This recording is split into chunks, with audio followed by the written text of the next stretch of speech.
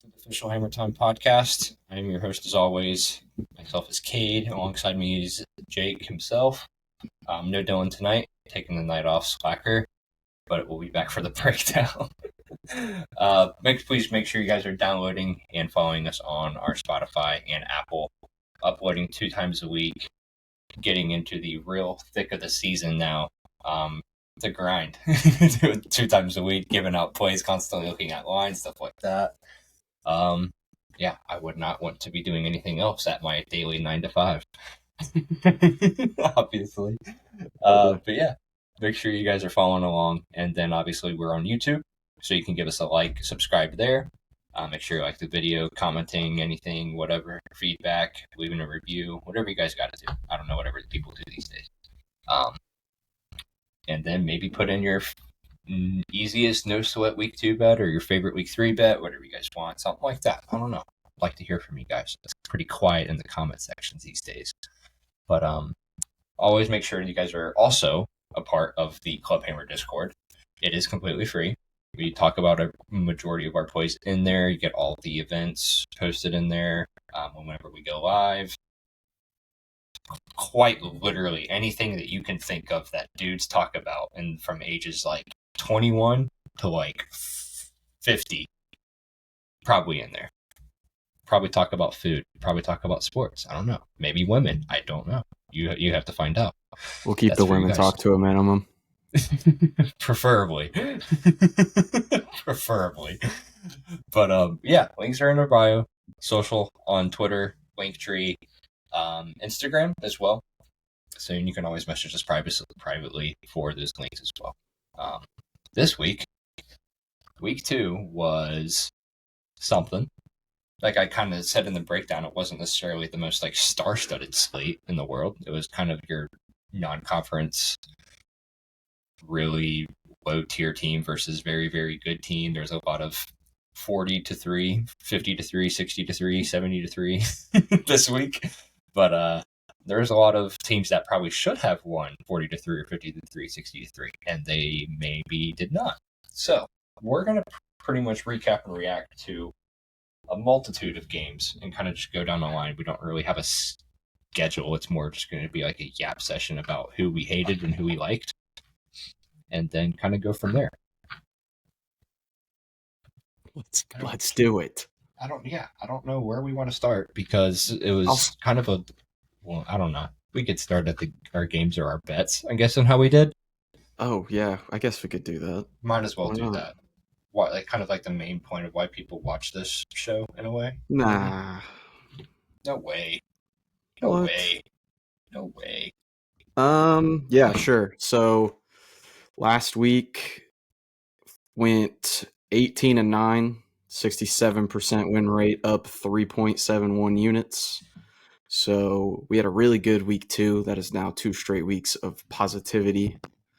Gonna keep trying to do that in week 3, even with some of these lines. But hit on the lock of the day that we did, the over 45 in San Diego State, Washington State. Shout out the Cougs. Yeah. San Diego State sucks. I think we all hit on the best bet thing. Dylan didn't. RP Dylan. He should have taken FIU. I tried to tell him. That's true. We did kind of go over that. I did end up negative. Sad trumpet noises. If we can edit that in, I don't know. Everyone laugh at this guy. I was so pissed off this weekend. Laugh at him. I was watching games with like friends and whatnot, and it was just like, let me guess, did you have so and so? And it was just like, yeah. And then kind of went on with my day. Yeah, I forgot the whiteboard again, so we're gonna have to get that. Oh my god, dude, it's Wednesday. slacking. I'm sorry, it's my bad. But you did get me on. I'm got you again. No. Oh no. North Carolina State. Come here. That's your first one. That's your first one. Yeah, that's fair. Yeah, I'm 1-2 now. I'm 1-2. It's a slow grind. It's a long season. Slow grind. Technically 2-2. Baylor. I know you didn't have SMU, but I did want Baylor. I won't lie, because when we were talking about it mid game, I mean, like, we were all like pretty much wanting Baylor to win in a way. Sawyer, baby. Mostly specific people, but me. Yeah, that's beside the point. Yeah. Me. I wanted Baylor. I took Baylor. Oh, you did. You did take Yeah. 4.5. I forgot. Yeah. No, I took Baylor money line halfway through the game. Or you just took them outright. Oh. Yeah, Okay. minus 130. Never mind that. That was a fun game. Anyways, we'll start. I guess we'll just start with the headliner, where College Game Day was, where I believe, was it the only ranked on ranked matchup on Saturday? I believe it was. Yes, it was the only ranked on ranked matchup. Oklahoma beats Michigan 24-13 in Norman. Biggest takeaways, John Mateer looks good. I think that he was able to make plays both with his legs and with his arm, made throws that looked really good. He was able to kind of, there are not a lot of doubters on John Mateer, but I think a lot of people were worried about him against the Michigan defense, and I think he was able to, I mean, he's not going to blow you away. His stat line isn't, if you watch the game, it's not going to blow you away, but I feel like he consistently made plays, and it never felt like Oklahoma was ever going to lose this game, personally.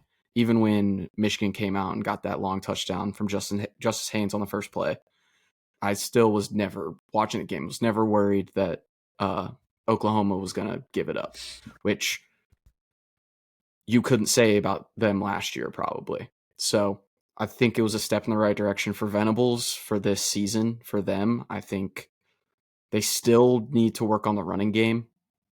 It's still a work in progress. The offensive line is still a work in progress. But you saw the defense.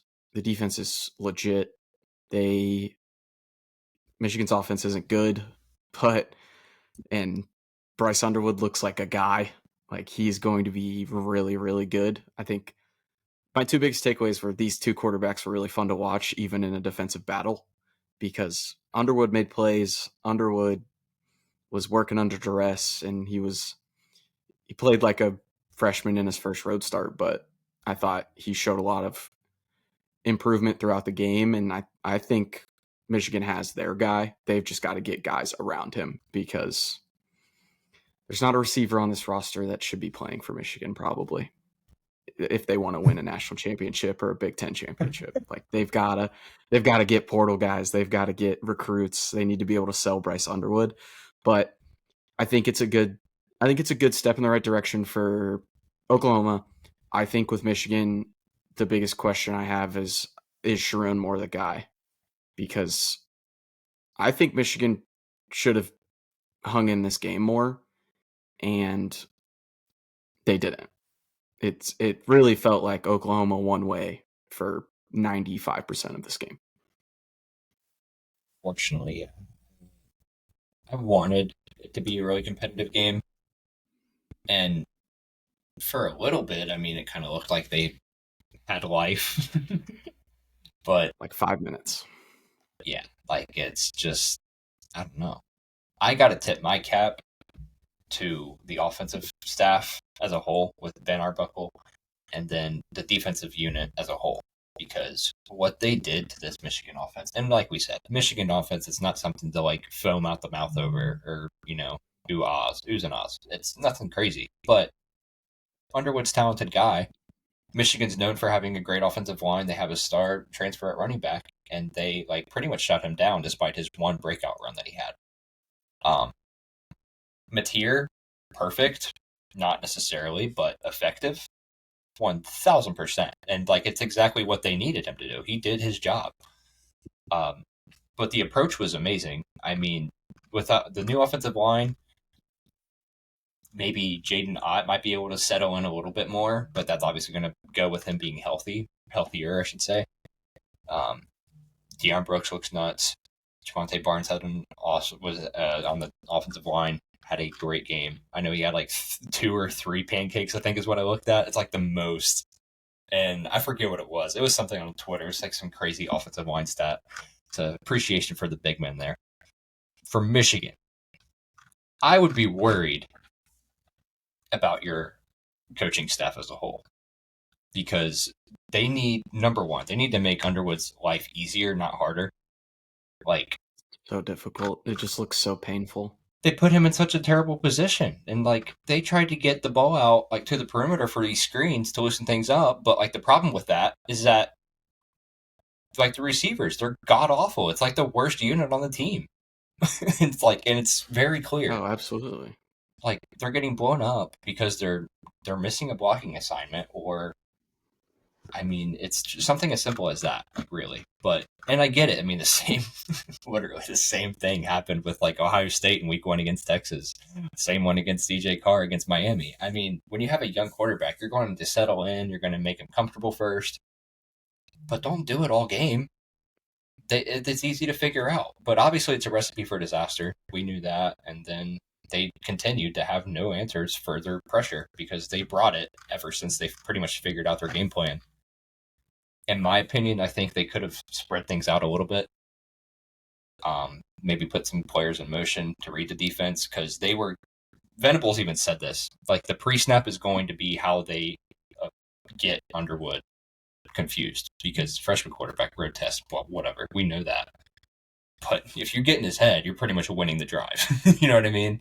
Like that's pretty much that, and that's what they did.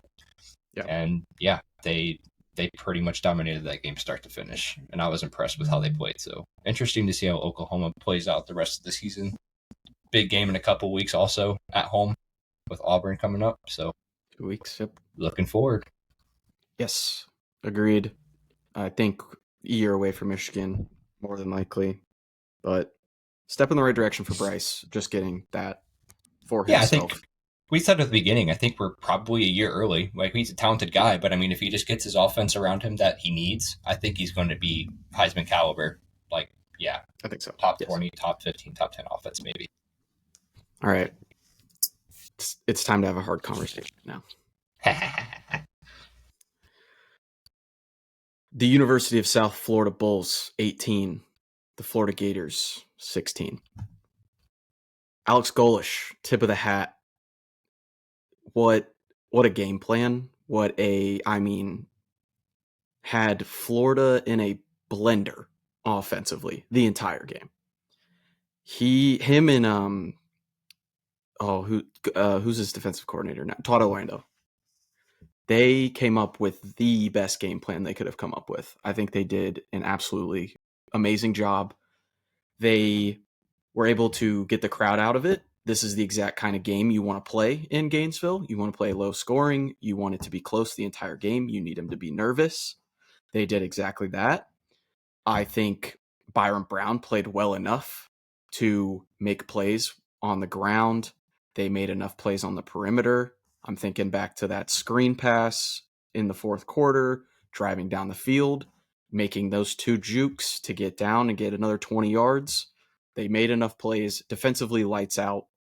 Like I said, I think they did a great job. Shout out Grammatica, another Grammatica, kicking field goals all damn day.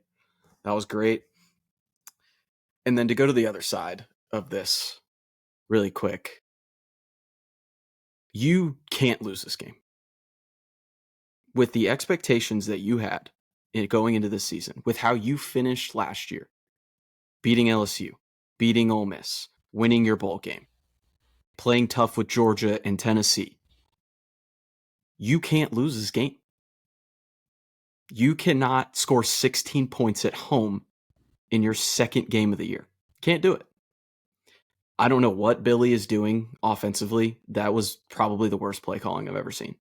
And I don't like to talk about play calling because I'm not an offensive coordinator and I'm not a defensive coordinator. I don't know what goes into those things, but it looked terrible all game. Lagway looked confused. He looked like he was playing in his first game as a starter on the road. He did not look comfortable. Defensively, they played great, I think. I think the defense kept them in it all night. I think that's the reason why they didn't lose by 15. I think everything about the team offensively and coaching looked bad. I don't know what Billy was doing with clock management at the end of the game. Why are you throwing the ball before the 2-minute timeout when you're up? You just score a touchdown. You get them to punt. and then you throw the ball on second and third down for no reason. Absolutely doesn't make sense to me. I don't know where you go from here. You now have to go play LSU. You have to play Texas A&M. You have to play Tennessee. You have to play Georgia. You have to play Texas. You have to play Florida State, who now looks more like a loss. So I'm not going to quit on this team yet. We're only in week 3 now, but we got to see something fast because they're already going into the gauntlet now. I still can't figure out if like they're in trouble, or if USF is just genuinely a team to watch. And obviously, I think we're going to find that out this week for both teams, really. Takeaways from this one. I mean, if you're on Florida's, like, I just don't understand. You go from they didn't have a single penalty called on them week 1, and then you go into this game 11 for 103, and they had the heavy, dire consequences. Like, talk about like 2 possessions consequences, like 2 touchdown consequences. You force a field goal, and then you have a false start, force the punt, and then it led to a USF safety. It's defensively, I mean, the 2 costliest ones, they were on the last drive. I mean, like, literally. I just don't understand. It's like they gave the game away. Like, that's, yeah, I don't know. And as much as I wanted to say that it was because of penalties, I mean, I have to. It's going to be on the coaching staff more than anything. But then again, they lost the turnover battle for the second year in a row.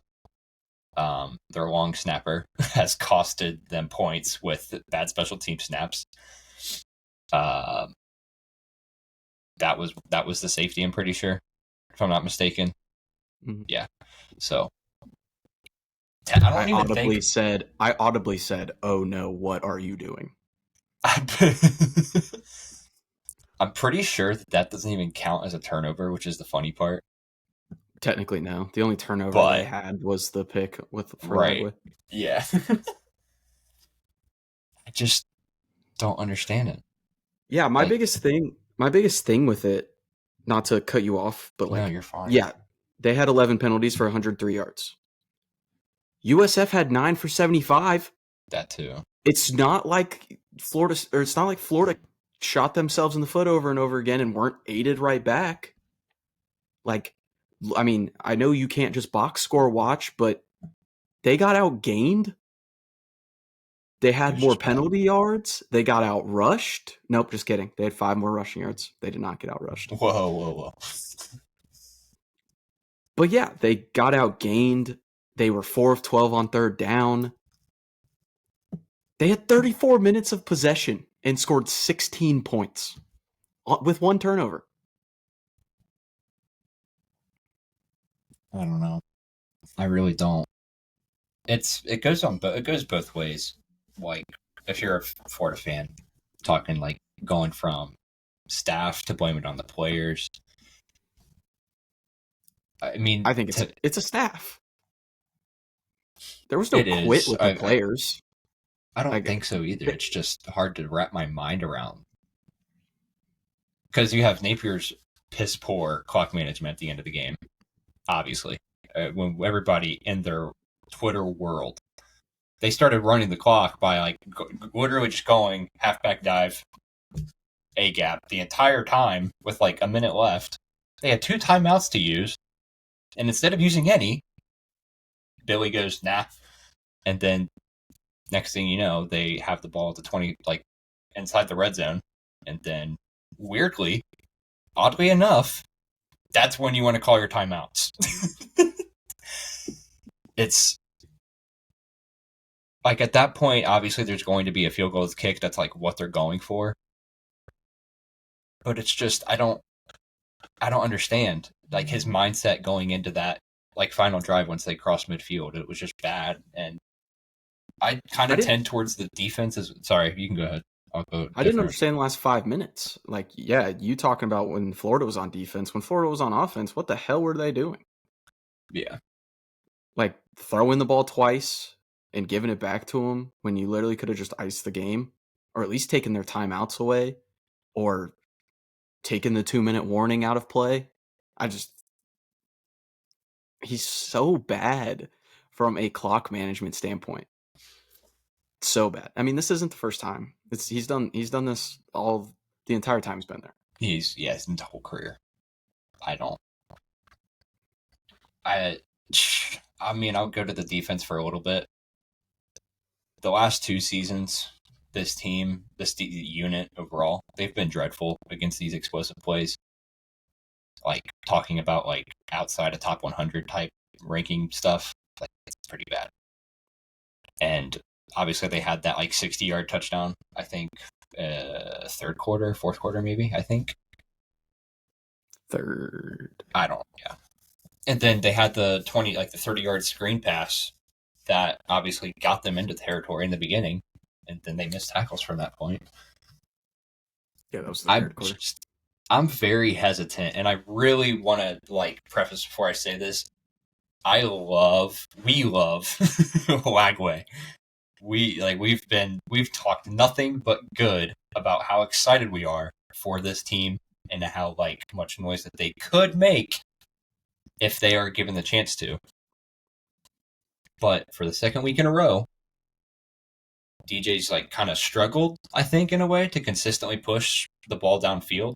And there's open receivers where I've watched at least there was like 2 to 5 throws, I think, where they were either overthrown or that was intercepted, maybe. I don't think his struggles can necessarily be ignored in a game like this because obviously, if you lose a game, the number one person that you blame as a player is going to be toward quarterback. That's just apparently that's the way football minds think, and that's rightfully so, I guess, in a way. I mean, I get it. I mean, he was bad, yes. But I don't, like I said, like all the blame, no. But I mean, yeah, if certain circumstances fall in that kind of way, yeah. I mean, that's going to be at least, I would say 75% on the quarterback 9 times out of 10. But they didn't try to fool USF like even on their first drive. They had like a 12 personnel with like 2 receivers, 2 tight ends, 1 tailback, right? 9 of the first 11 plays, they ran the ball 14, 15, 10, 7, and 5. But once they reached the red zone, they completely stalled. Like every time. And that's the one that he overthrew. That was in the end zone, I'm pretty sure, the one to Livingston. And then they have a penalty that takes them out, and then they get pressured. Next thing you know, it's 3rd and 15, and then you're barely fighting for field goal range at that point. And I just don't. It's all of the above. I mean, your defense struggled. You had special teams errors. Your quarterback was off target half the time. In that environment, I just don't understand how you lose that game. And they announced I don't know what they plan on doing with Billy this season, because at this point, my fire list here is probably still Pittman, Stoops, Napier at this point, probably. That's probably like my top 3 like hot seat list. But I mean, that dude he is working his way up, and that thing is like boiling in week 3, which is just insane to say, but it's true. Yeah. And at the end of the day, they play 5 top 10 teams the rest of the way. They have the opportunity to go make noise. But there's no chance I could sit here right now and say that I think Florida would win any of the 5 at this moment with what I've seen this year so far. I'd rather. I think it might just be time to let Billy go. I think they should have done it last year. I don't think he's right there. I don't think the scheme's right. Unless he gives up play calling. If he gives up play calling and gets an OC that's good, then I'd be cool with it. I don't even think that. No, I think he's No, I just think going we're to too quit late for completely. that. We're way too late for that. Oh, I You was should have kidding. done that. Well, then, You should have done that this year. No, I think he dug his grave. Now yeah, we'll see if he can. We'll see if we can dig himself out again. But he's dug it so far. yeah. I know they came out with a hot finish last year, but it's just hard to believe that they do the same or replicate that, even for that matter, with the schedule. It's I mean, look, I'm not. So they're 1-1 right now. They now go at LSU, at Miami, at home versus Texas, at Texas A&M. Get 2-4. I mean, there's a real chance they're 1-5. Do you think yeah. Billy survives November? They have a bye the week before Georgia and the week after they play Mississippi State at home. I Is hope Billy they. still the head coach? I honestly, I kind of hope they do for Florida's fans' case, because if they get rid of him too early, I mean, then they're obviously the season's just going to be dead, and the next thing you know, they're getting blown out in these big games. Yeah, but I mean, I we've seen it work though, where you fire I a coach and the team comes out and is. it's like a morale thing, maybe. I don't know, but I mean, is it out of reach to like? And I'm not saying that this is actually who the coaches are, but I'm just saying it was like if you might look at who's going to be available or who would take that job. Go Like hire the dude that just beat you. I was gonna say Kiffin. Would Kiffin Kiffin. leave? I don't think Kiffin leave. They'll miss for Florida. No.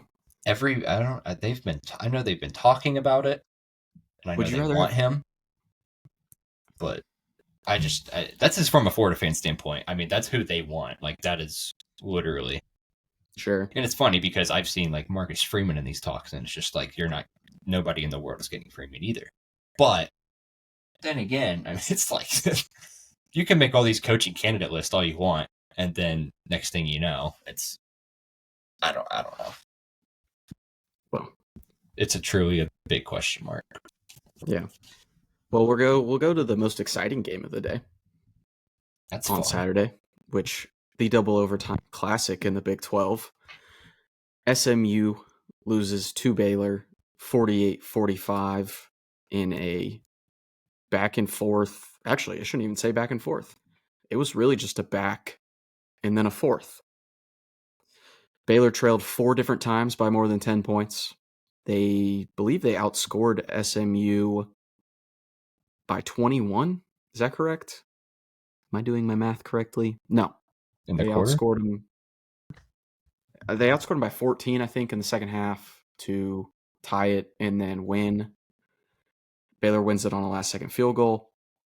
Not last second field goal. Field goal in double overtime after SMU had missed a kick.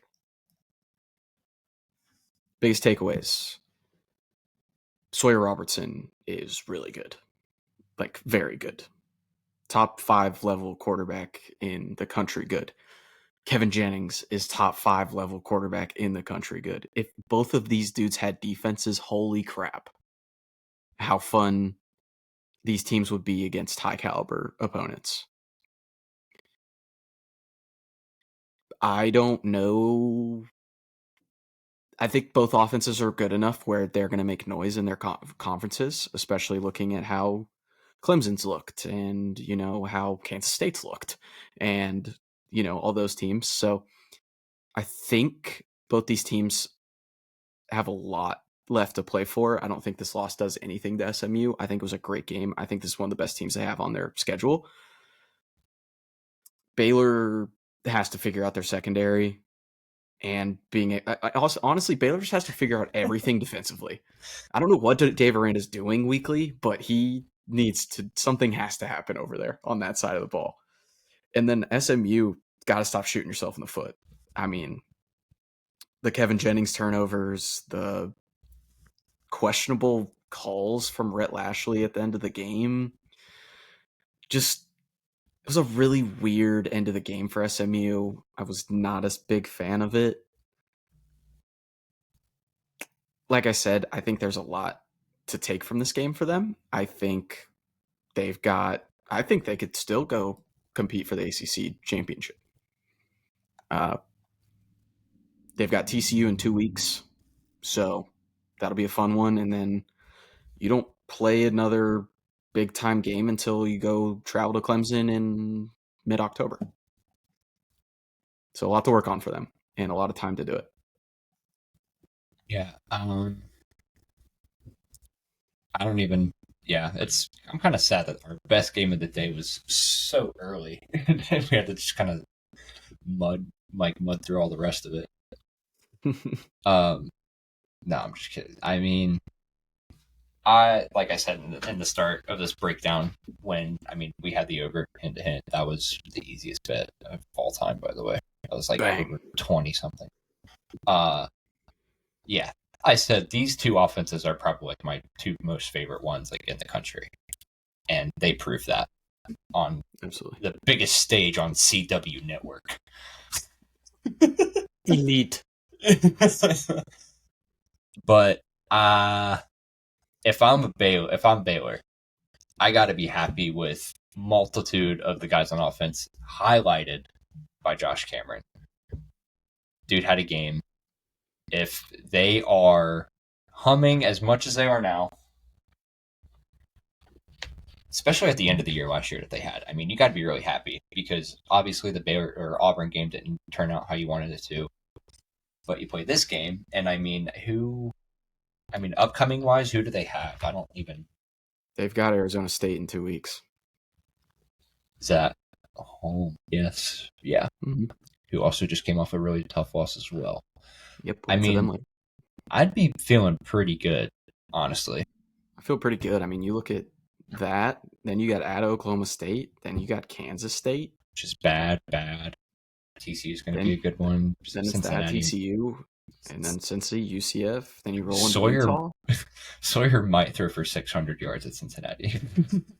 Sawyer might throw for 600 yards a game. This dude is on a heater. It's pretty nuts. I did look into some stuff, which is like crazy to me, because for everybody who had SMU, even if you did, bad gross bet, by the way. They're 27-3 when they scored 30 or more points. That's tough. They haven't met Sawyer Roberts. That is tough.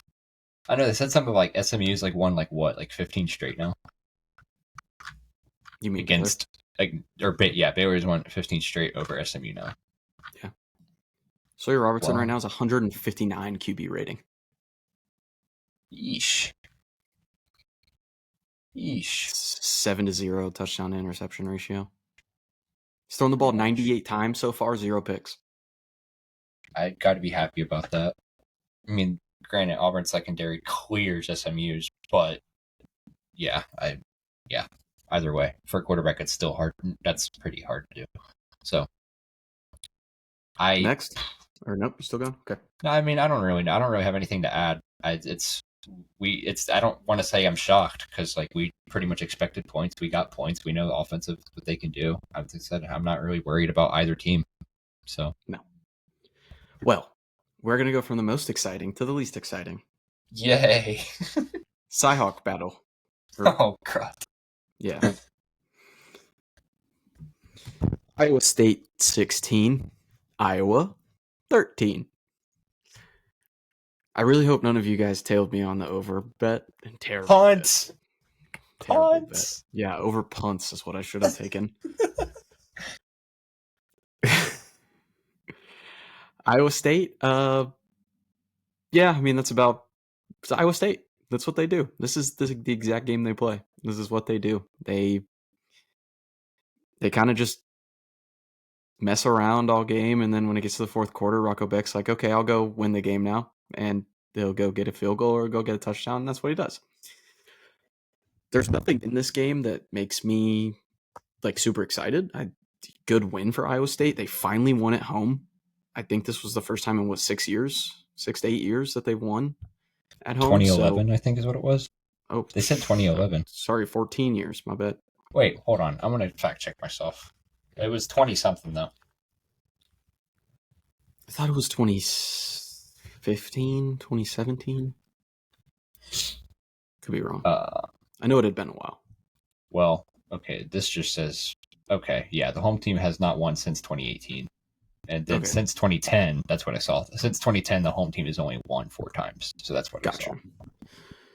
Gotcha. Okay. Well, I mean, Iowa State, you're a quarter of the way through the season. You're undefeated. You are in the driver's seat for the Big 12 right now, in my personal opinion. Already won a game. So, Iowa? I don't know. Work to do. Is there any work to do? Is this not just Iowa?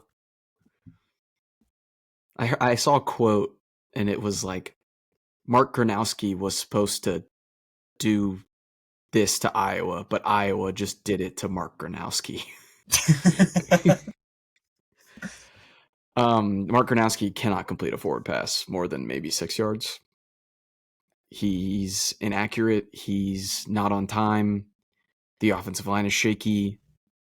They ran the ball okay, but like anytime there was a third down, I was like, and we're punting again. I mean, really, there was no offensive momentum throughout the entire game. The only reason Iowa has a touchdown is because the Iowa State punt returner dropped it or fumbled it, which great play by Iowa's special teams. I had that in the preview. So, but I don't know where you go from here. Like, somehow they're going to go 7-5, 8-4. They're going to score 15 points a game, and there's Iowa, and then they're going to bring in another transfer QB. We're going to do this thing all over again, I feel like. Perpetual hell, I guess you could call it. Yeah, I don't really even have anything really much on this game either, but I think mistakes allowed Iowa to hang around in this first half, though, is one thing to kind of keep an eye out for. I mean, they threw for 48 yards, it looks like. 48 yards. They had an interception. And, yeah, they managed to hang around. So, Iowa State's miscues, I think they played a major role in this game. They had same thing. Costly special teams turnover, 5 penalties, 2 really damaging in terms of possessions. Yeah, it's just mistakes like that when you hurt yourself are going to obviously give a team an edge. I mean, that kind of standpoint, obviously. But if they hope to climb to the top of the Big 12 yet again and then lose the conference championship, those kinds of mistakes have got to be cleaned up a little bit. I think Clones obviously maybe need to be more aggressive vertically. I mean, Rocco Beck necessarily. Yeah, I would say so. I mean, it's hard because you lose your top 2 pass catchers last year. It's just, you go from something to literally just nothing, except, I don't even know how to pronounce his last name. Is it Brett Skildsen? Right? Sure. I think. Let's go with that. I don't know. He looked good, though. Had a long catch, I think, something like that. But Rocco Beck, I just want to formally say to this camera, I apologize. You have a clutch gene. Really big clutch gene. Okay. You're apologizing to me because I said he's winning the Heisman. That's insane. See that right there. When they go 12-0, when they go 12-0, Rocco is literally just right now.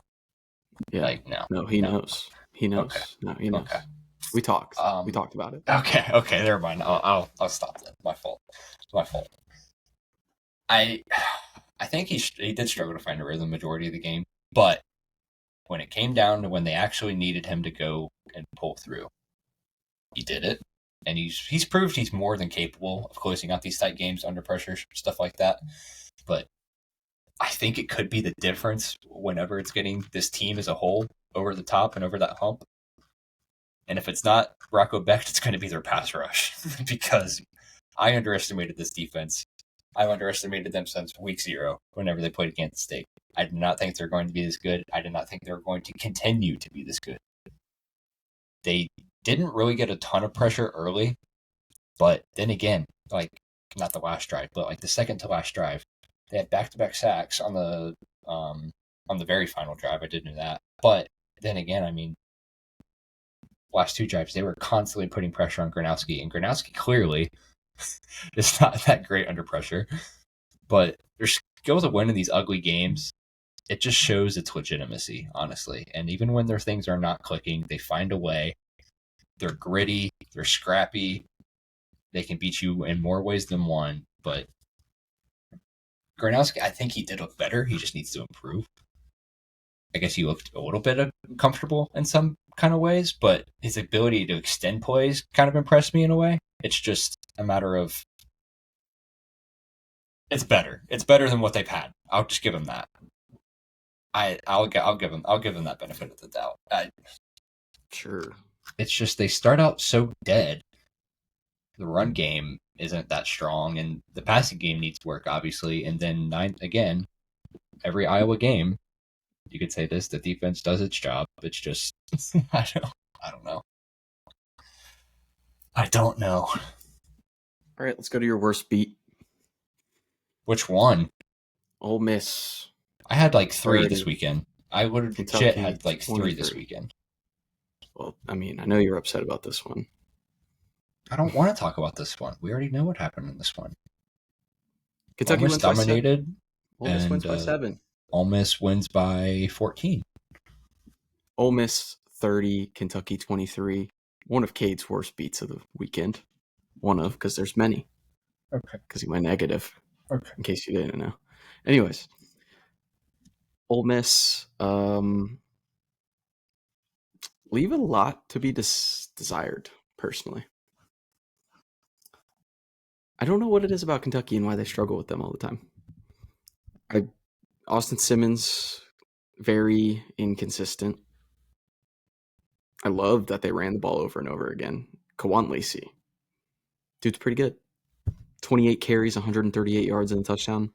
Austin Simmons adds 44 on the ground with a touchdown. Really liked how they ran the ball.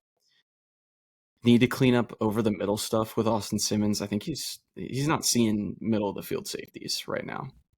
Both his picks were middle of the field post routes that he just missed a guy. Kentucky, first time scoring 21 points in 2 years in an SEC game. They didn't deserve the 21 or 23, but they got it. This offense is still pretty bad. They run the ball decently. They run the ball better than they did last year. They still can't throw it. I thought the defense looked good, though. I thought they took advantage of an inexperienced quarterback. I thought they played well at home. It looked like a team that wanted to win, even though they didn't. So I give them credit, but I will say this does give me... I am pausing the Lane train right now because I just don't like how he struggles with Kentucky. That's it. That's all I got. This game didn't do it for me. I mean, no, but it was just the scoreboard made it so much like less than what it is. Personally, I didn't enjoy the game. Like, it was clunky. It was, I mean, which was to be expected, but I want my top 15 to 20 teams to handle business, and Ole Miss refuses to handle business. I mean, it's not a fan. Granted, they were only favored 8.5, 10 in some spots, whatever. But it's pretty right on par, I guess. I mean, a win's a win. No, I know. It's the scoreboard says 1 possession, but it was literally in the last 20 seconds. The second half, the defense was a lot better. I think they're poised to keep climbing in the poll after 2-0, obviously. I mean, they have 1,100 total yards of offense in the first 2 games of the year. And I mean, my only issue is maybe penalties, I guess. It would probably be my biggest issue so far. I mean, they had 7 for 86, but they had 3 sacks, 4 TFLs, all which resulted in 20-plus yards for loss. I mean, Austin Simmons scares me.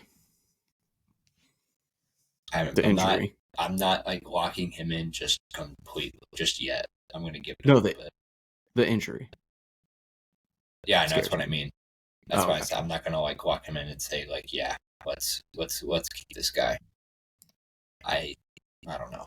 I'd rather him be ready for like LSU coming up in 3 weeks.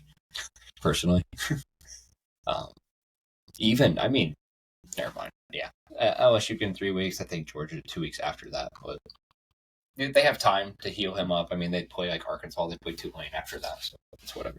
But Kentucky, like 650 yards total offense first 2 games, kind of worries me. They had one penalty on the offensive side.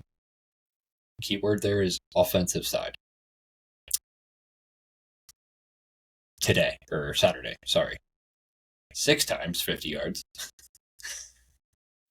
And apparently, allegedly, despite the struggles, Stoops, who is quote unquote motivated, in a press conference said that it's early in the year and that they have a lot of football ahead of them, but he is happy with the way that it turned out. I don't know if that's because of a one possession finish. I personally wouldn't, honestly.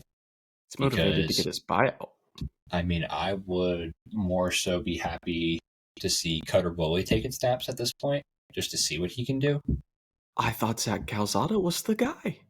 I didn't say he was. I said they have a good offense if they can get somebody to throw the ball to them. If they have like Jamori Macklin and everybody around him, yeah, you should be able to. But can they? No. I wouldn't be opposed to seeing it personally.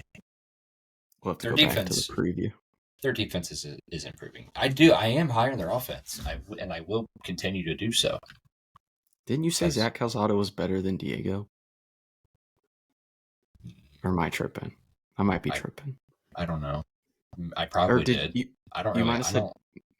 We'll have to go back. I think he's better than some people. Maybe. I don't know. No, there was an SEC quarterback in there that I said that. Who did it? Who was it? Arch. Oh. Clickbait. Calzada better than Arch? Question mark. Tune into the pod to find out. No, I don't remember. I don't know. I like their defense though. I think their defense is improving. They did have back-to-back interceptions on back-to-back drives. Who was that? That was the same guy. I think it was the same guy who picked it off too. I don't know his name. I didn't catch his name. But the middle safety. Yes. I don't know, man. Question mark again for Ole Miss. Really, I'm not really going to buy in heavily. They have a lot of slow games before they really get into their test with LSU and then Georgia and then the neck of their schedule. So I'll kind of let this one slide for now, given that Austin Simmons is unhealthy. So next, but I'm pissed about my backdoor cover. Yeah. Well, let's go to Cowbell Country. Oh, yay. I love this one. This one was awesome. Mississippi 24, Arizona State 20. Upset of the year? No one gave us a chance? This is all clickbait. Just kidding. Mississippi State, welcome back. We missed you guys, truly. It's nice to have you guys getting some ranked wins again. Blake Shapen also was Stud. Awesome. I mean, the deep balls were incredible, came at just the right times. Brennan Thompson is a dude. Anthony Evans is a dude. They look great. I thought defensively in the first half, they looked awesome. They were causing havoc in the backfield. It didn't really come up in the numbers, only 2 sacks, but I felt like they were creating pressure. They were able to really get to this Arizona State offense early and kind of just get them out of their rhythm. They were able to hit deep balls. This is kind of the way Jeff Lebby draws it up. Like, this is exactly how it's supposed to look. He'd like you to be able to run the ball a little bit more, something we still need to work on. 66 rushing yards is not going to do it all year, but thought they looked great. Super excited because was not expecting an outright win. I did have Mississippi State plus 7.5, so I called it basically. Arizona State side. What happened to Sam Levitt? Where'd he go? Who was that guy out there on the field? Because that wasn't Sam Levitt. 10 of 22 for 82 yards, a touchdown, and 2 interceptions. He looked like he couldn't throw the ball. Like it looked like he was not able to throw the football. And with how they were calling the game plan, it seemed like something's going on that we don't know about. Dude, they ran the ball like freaking crazy. They ran the ball 51 times for 251 yards. Malik Brown, 18 for 110. Kanye Udo, 23 for 105. Ran the ball all over him, especially in the second half. It worked. They were able to get back in this game. They were leading this game. Jordan Tyson still be 6 for 68 and 1 touchdown. He's still one of the best receivers in the country, but if his quarterback can't get him the ball, it's going to be kind of hard. At the end of the day, as bad as Arizona State played and as good as Mississippi State played, Arizona State should have won this game. I don't know what the coverage was they were doing at the end of the game. They ran a switch coverage on the outside with no middle safety. You can't run that with no help over top. You're going to get burnt towards the inside every time. There's one guy. The outside guy just did a double move into the inside, and the inside corner didn't have enough depth. It was a terrible play call. I don't know if it was a miscommunication or if it was the DC. I don't know what it was, but it was a really bad play call. I don't think Arizona State's out of it. It's a tough loss, but it's a tough place to play. I know Mississippi State's not super, super good, but you still have your whole Big 12 schedule ahead of you. You aren't the worst Big 12 team right now, so still plenty of time, and I think they'll figure it out. I'm really excited to see how the rest of Mississippi State's season pans out if they played like this. Like, honest to God, I'm not going to say it's not a hot take. They're going to be 4-0 by the time they play Tennessee, and Tennessee is a home game. And they've made Tennessee like a circle date where that's like a theme. I think it's like a whiteout. Is that what it was? It's a whiteout at night, or it's going to be a whiteout. I don't know if it'll be at night. That game is going to be unbelievable. Honestly, College game day might not be out of reach for Starkville there. I'm not going to lie. That would be really cool to see, and I kind of hope it happens. I really do. Bro, I think, that's Georgia-Bama week. Did I stutter? I'm just kidding. Is it really? Yeah. Oh, that sucks. Oh, well. I don't know, man. I like the way Mississippi State played this game, how scrappy they were. I mean, obviously they're improved. That's definitely the biggest thing there. Historically bad last year. So anything is going to be an improvement. But the defense overall, my God. Like 6 TFLs, 2 sacks, 2 interceptions, no fumble. But, yeah, if you're forcing turnovers, if you're getting to the quarterback and you're forcing them to have 10 completions the entire game, I mean, granted, I wouldn't really be too down about running the ball 251 times, considering they ran it 51 times total. If they ran the ball 51 times, I sure hope to God that they would put up as many yards as they did. Honestly, that would be a concern for me.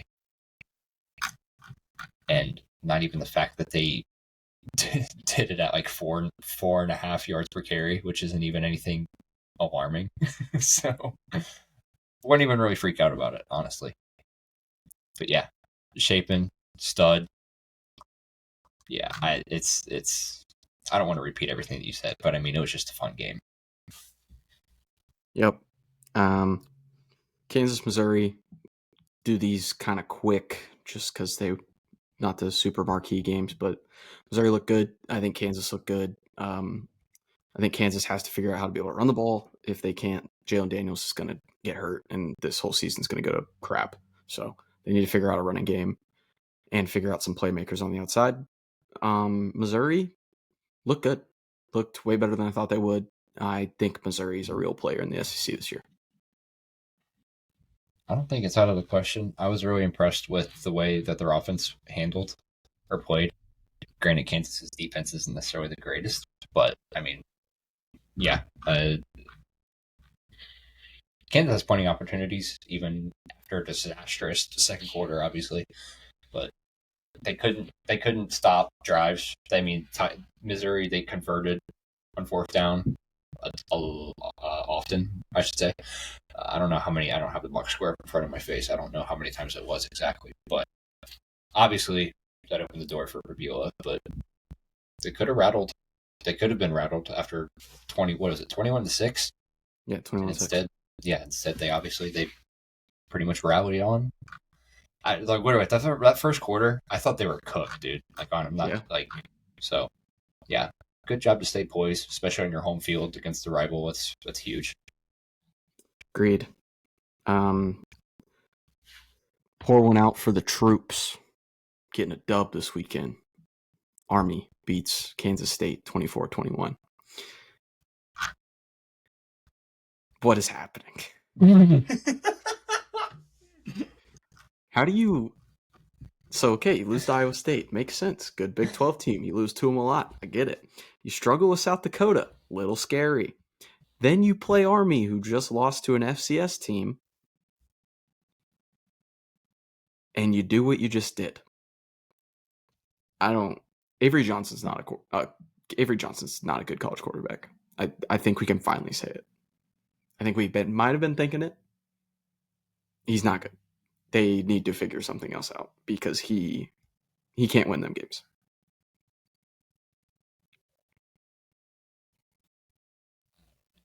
The fact that they kind of chose Avery over Will is kind of crazy to me. Not gonna lie. Really funny though in hindsight. It's hilarious. Army went it's not for hilarious. It is. Our Army went for it on fourth down 7 times, converting 6. They had 22 third downs. 22. I've never seen that. I haven't been seen over 20. I don't think in a very long time. I don't think ever actually. It was their most gutsy game I think I've ever watched Army play football in. It was so. It was hilarious. This game was so funny. 40 minutes. They posted that on their Twitter. They didn't even. They posted. I'm pretty sure they posted the time of possession battle before the final score. 40 minutes.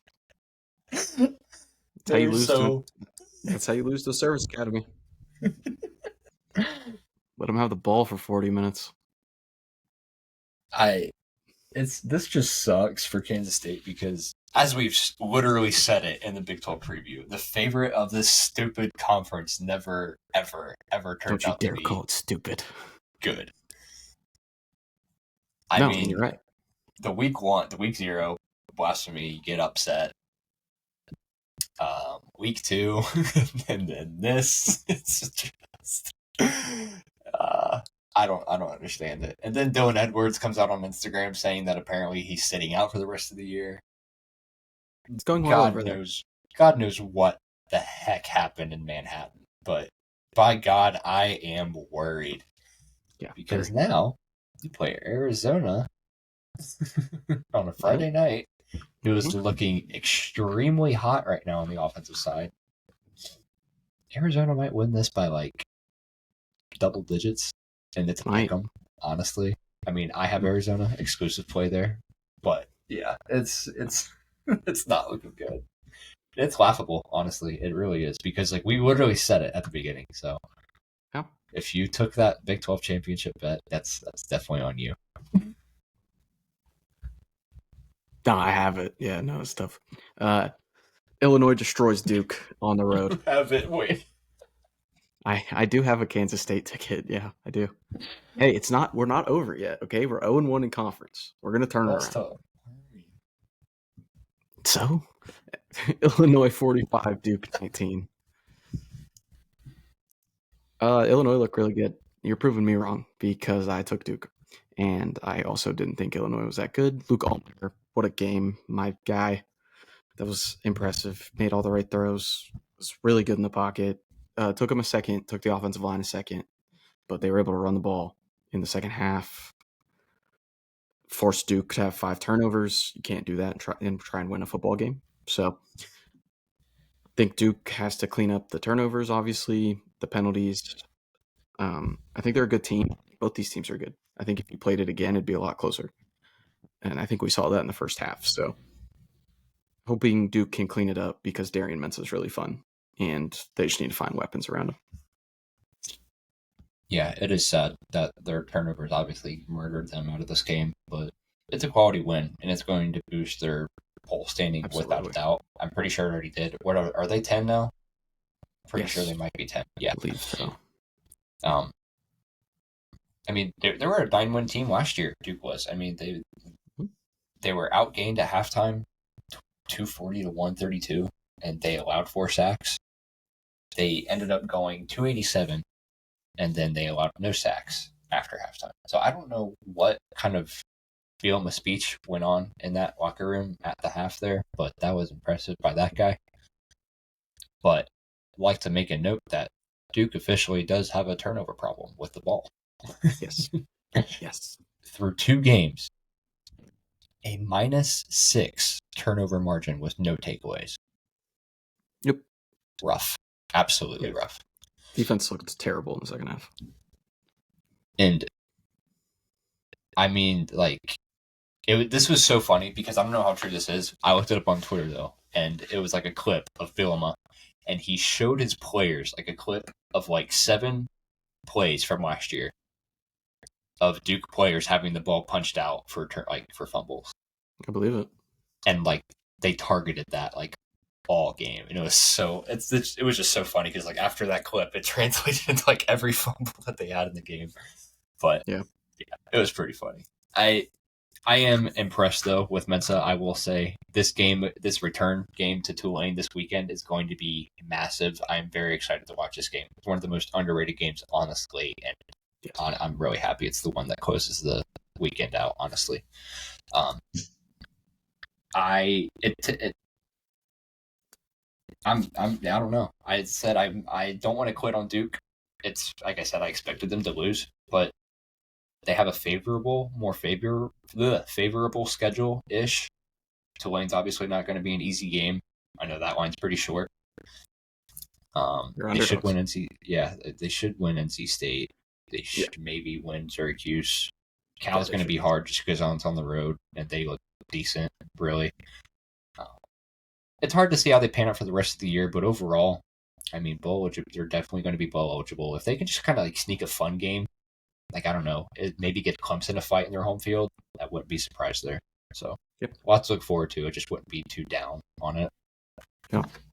Vandy destroys Virginia Tech on the road. 44-20. I believe Vandy outgained Virginia Tech in the second half by 300 yards. Virginia Tech's up 20-10. They have one of their linemen get hurt and is out for the rest of the game.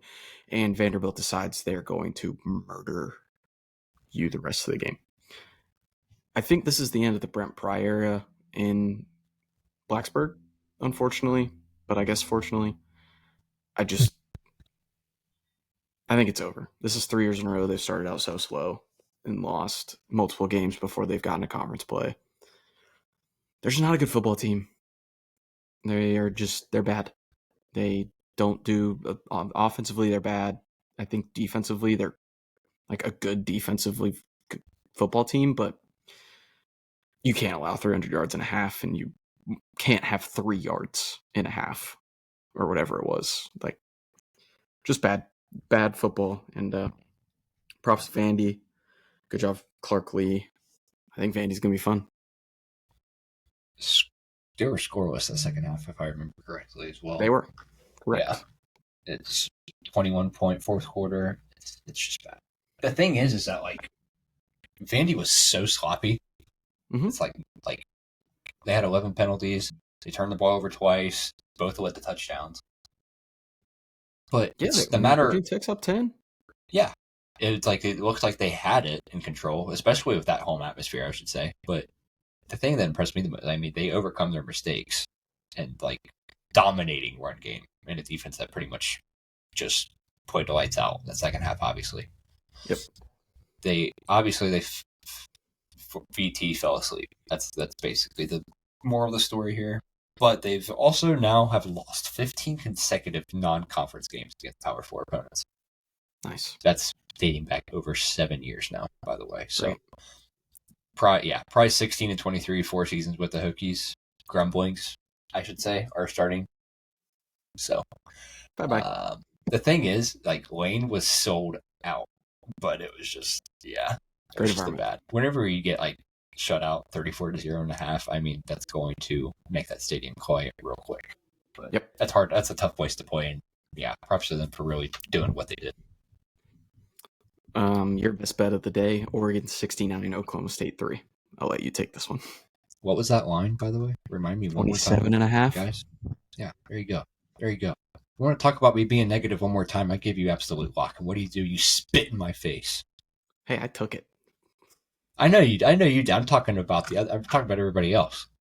See, that's why there's 3 of us. All right. If there was one of us that was giving out bets, this would be probably the worst brand in social media ever. Like, this guy sucks. But at least he has 2 others to back him up.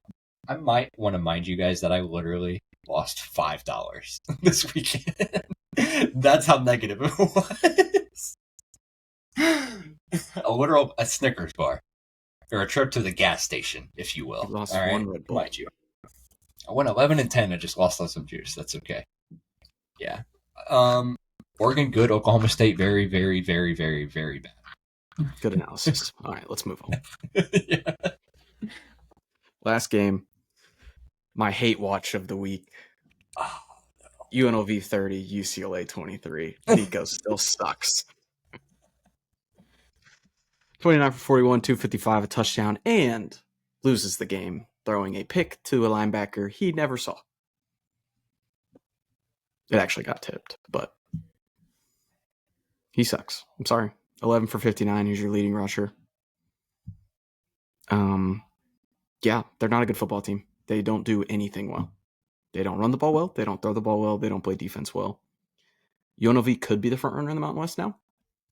Big win for them. Big win for Mullen. Way to come back after week 0 and that absolute weird game that they had. Now you beat the doors off of Sam Houston last week, and then go and beat a Power 4 team. So UNLV up, UCLA.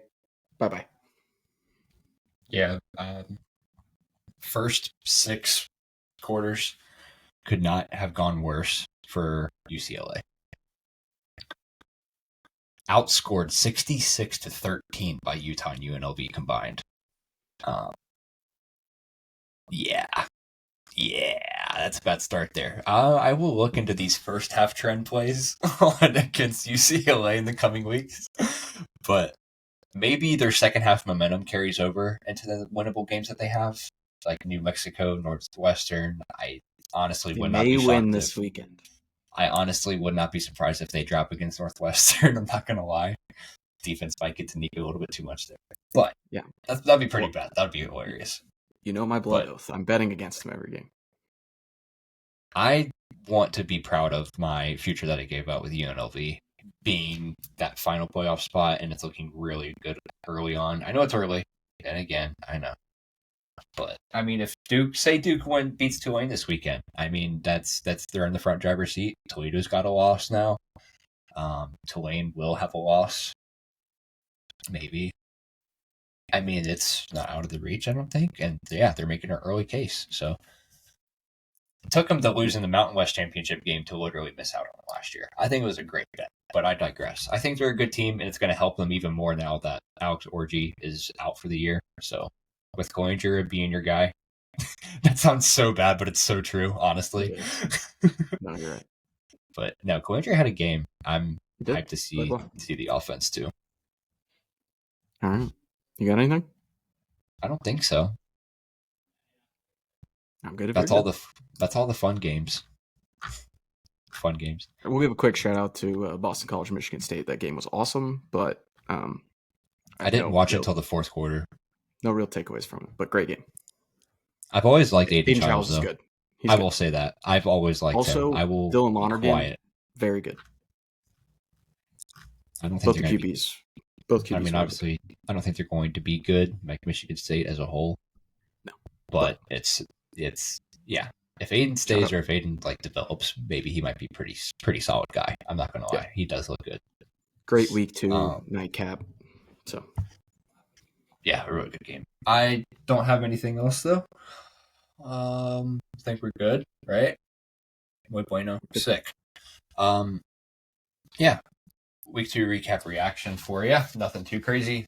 Big old yap sesh of the boys talking about the week 2 games.